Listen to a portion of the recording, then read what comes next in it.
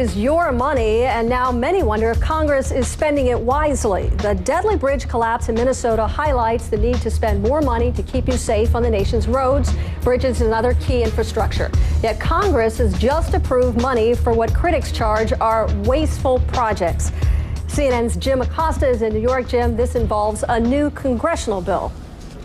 That's right, Suzanne. And despite the howls of protest over wasteful government spending we all heard in the aftermath of the Minnesota bridge collapse, critics of congressional pet projects are saying, there they go again.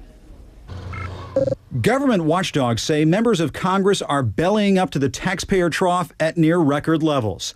Consider the just-passed Senate Transportation and Housing bill that critics insist is stuffed with $2 billion in pork. The so-called earmarks include $450,000 for the International Peace Garden in North Dakota and another $500,000 for a new baseball stadium in Billings, Montana.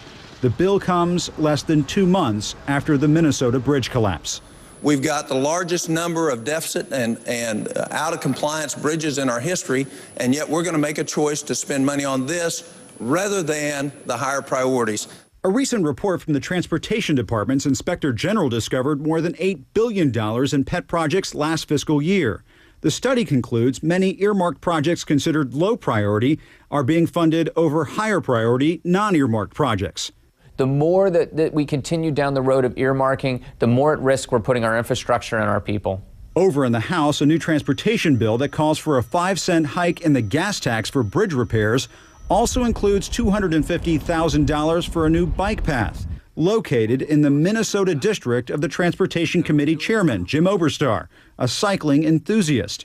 Oberstar, who is on vacation, told CNN over the phone it's an extremely worthy project. But taxpayer advocates say lawmakers are getting more sophisticated in shielding their pet projects, replacing the word earmark with the less threatening phrase congressional directed spending. Members of Congress are hooked on this junk. They're addicted to earmarks. Taxpayers are catching on. Down in Florida, a local planning commission actually voted last month not to spend a $10 million earmark from Congress on an interchange that officials in Lee County say they simply did not need. Suzanne? Jim, thank you so much.